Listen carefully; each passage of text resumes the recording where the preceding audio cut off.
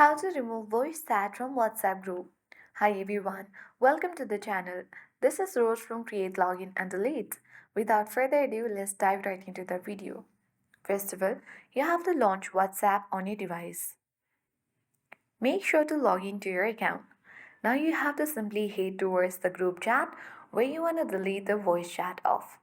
So for, for example, let me show you the demo by sending a voice chat. You can simply select the mic-like icon at bottom right corner of the screen and record a voice message, then release to send it. And a voice message will be sent to this group chat. So in order to remove the voice message, you can tap and hold, and then you can tap on the three dots or simply the trash icon at top right corner of the screen and select delete for everyone.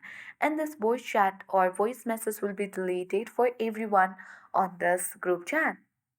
So you need to note that you cannot enable or disable voice chat for your group as it depends on the number of members. For groups with fewer than 100 members, voice chats are allowed, but for larger groups, voice chats are not available. So that's how we can remove voice chat from WhatsApp group. I hope this guide was helpful. If it was, then do like, share, comment, and don't forget to subscribe. Thank you for watching and see you in the next video.